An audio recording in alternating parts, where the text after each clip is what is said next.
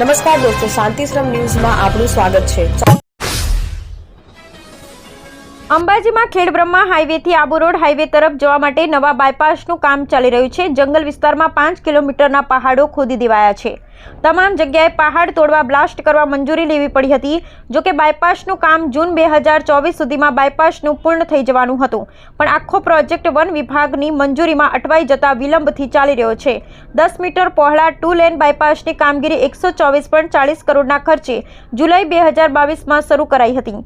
માર્ગ અને મકાન વિભાગના સૂત્રોએ જણાવ્યું કે 5.3 કિલોમીટરની લંબાઈ ધરાવતા અંબાજી બાયપાસ પ્રોજેક્ટની કામગીરી ભુજની એજન્સી કે સોરઠિયા દ્વારા કરવામાં આવી રહી છે।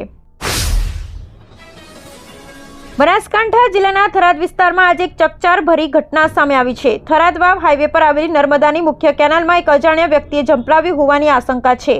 કેનાલ કિનારેથી એક મોબાઈલ ફોન, ચપ્પલ અને લુંગી મળી આવ્યા છે। આ વસ્તુઓ જોતા કોઈ વ્યક્તિએ કેનાલમાં કૂદકો લગાવ્યો હોવાની શંકા વ્યક્ત કરવામાં આવી રહી છે।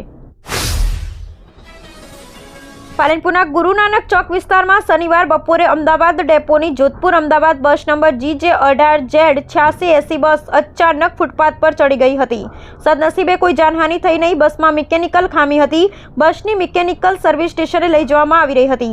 તે દરમિયાન જોધપુર અમદાવાદ બસ ગુરુ નાનક વિસ્તારમાં અચાનક બંધ થઈ ગઈ હતી અને ફૂટપાથ પર ચડી ગઈ હતી। બસ બગડતા લોકોના ટોળાએ મિકેનિકલને ઘેરી લીધો હતો। ઘટનાને પગલે હલચલ મચી ગઈ।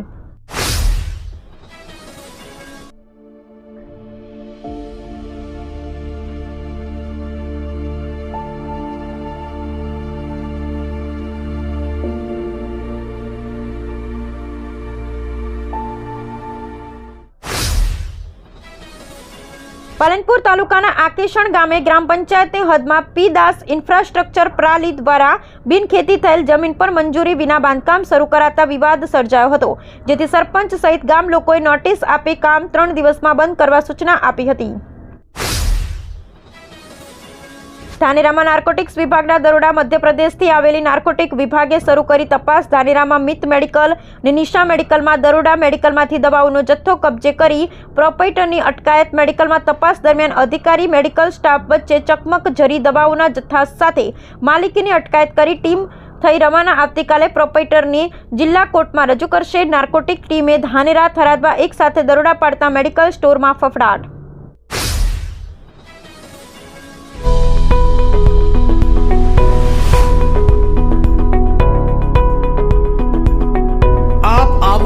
આજે દિયોદરમાં બનાસ ડેરી સંચાલિત ઉમંગ મોલમાં જ્યાં આપને મળશે બનાસ ઘી, બનાસની ચા, નવરસ તેલ સહિતની જીવન જરૂરિયાત તેમજ કરિયાણું તથા કોસ્મેટિક ચીજ વસ્તુઓ તેમજ પશુહાર સામગ્રી મળશે વ્યાજબી દરે। આજે સંપર્ક કરો ઉમંગ મોલ, ખીમાળા બાબર હાઈવે, તિરુપતિ સોસાયટીની સામે, બ્રિજના છેડે। આજે સંપર્ક કરો 94 276 45 123।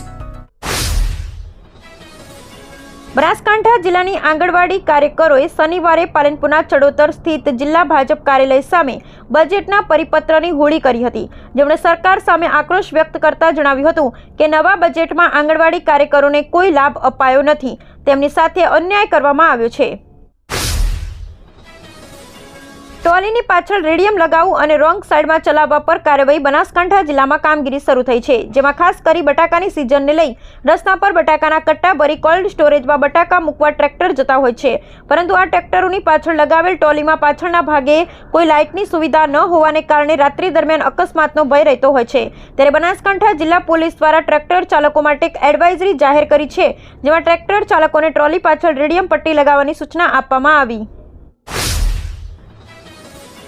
ડીસાના જૂના ડીસા ખાતે પ્રાણી સંગ્રહાલય બનાવવાની બજેટમાં જાહેરાતના પગલે લોકોમાં ઉત્સાહ। ડીસા તાલુકાના જૂના ડીસા ગામે વાસણા રોડ પર આવેલી જગ્યામાં વિશાળ પ્રાણી સંગ્રહાલય બનાવવા રાજ્યના વન અને પર્યાવરણ વિભાગ દ્વારા અગાઉ સૈદ્ધાંતિક મંજૂરી આપ્યા બાદ ગુરુવારે ગુજરાત સરકારના બજેટમાં સત્તાવાર જાહેરાત પણ કરવામાં આવી છે, જેના પગલે રોજગારીની તકો વધવા સાથે આ વિસ્તારોનો પણ વિકાસ થશે, એમ લોકોએ જણાવી ખુશી વ્યક્ત કરી હતી।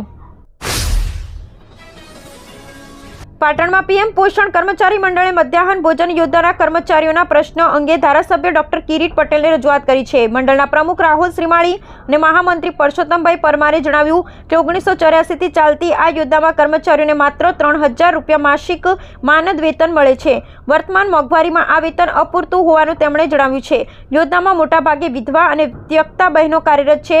કર્મચારીઓની માંગ છે કે તેમને લઘુત્તમ વેતન આપવામાં આવે અને વર્ગ 4માં સમાવેશ કરવામાં આવે. હેમચંદ્રાચાર્ય ઉત્તર ગુજરાત યુનિવર્સિટીના કન્વેન્શન હોલમાં 22માં અખિલ ભારતીય હેમચંદ્રાચાર્ય સંસ્કૃત સમારોહનો પ્રારંભ થયો છે. આ 3 દિવસીય કાર્યક્રમનું આયોજન યુનિવર્સિટીના સંસ્કૃત અને ભારતીય વિદ્યા અનુસ્નાતક વિભાગ તથા હેમચંદ્રાચાર્ય જૈન જ્ઞાન મંદિર પાટણના સંયુક્ત ઉપક્રમે કરવામાં આવ્યું છે.